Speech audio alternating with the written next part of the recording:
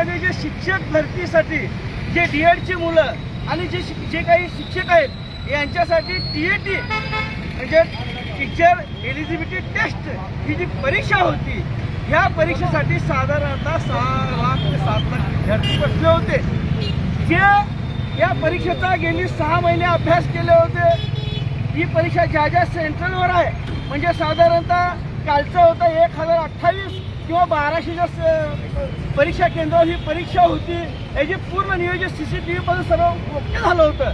ग्रामीण भागातला माझा शेतकऱ्याचा मुलगा जो DEDचा परीक्षा दिलेला, जो यासाठी घरातून निघाला, जो स्वतःच्या एखाद्या गावामध्ये जर ह्या शिक्षणासाठी या परीक्षेसाठी किंवा ट्युशनसाठी क्लासेससाठी एखाद्या पुणे मुंबईसारख्या ठिकाणी राहतो, जो 3000च्या मेससाठी एक वेळचं जेवण करून याचा अभ्यास केला जातो, या परीक्षेचा पेपर काल अचानक फुटला, म्हणजे दिल्लीतून फुटला।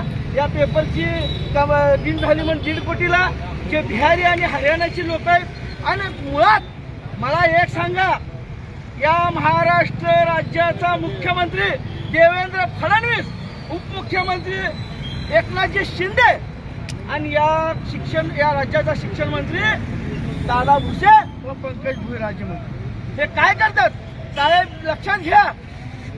जो पेपर फुटलेला आहे तो कुठून फुटलेला आहे? ठाण्यातून फुटलेला आहे। ठाणे जिल्हा जो एकनाथभाई शिंदे म्हणतात आणि त्याचा शिक्षण मंत्री आहे त्या पक्षाचा तुला फुटतात। म्हणजे ह्या सरकारला पेपर फोडायचे, MPSCचे फोडायचे, नीटचे फोडायचे, CETचे फोडायचे, म्हणजे ह्याच्यातून जो भ्रष्टाचारातून जो पैसा येतो हा पैसा आमदार फोडाला, खासदार फोडाला, नगरसेवक फोडाला वापरता तुम्ही।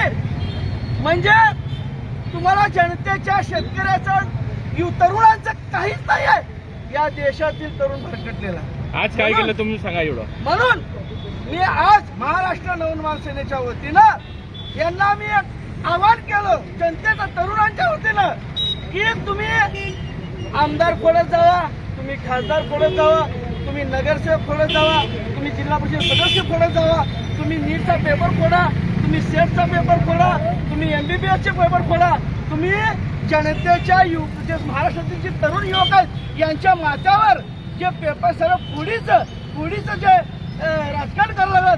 आता मला एक सांगा, हे पेपर फोडत असताना सुद्धा हे भारतीय जनता पार्टी स्वतःला हिंदुत्वाचा प्रमुख श्रीरामाचा दावा करतात। आणि बघा अयोध्येच्या राम मंदिराची सुद्धा दानपेटी फोडली। हे फोडाफोडीचं सरकार आहे।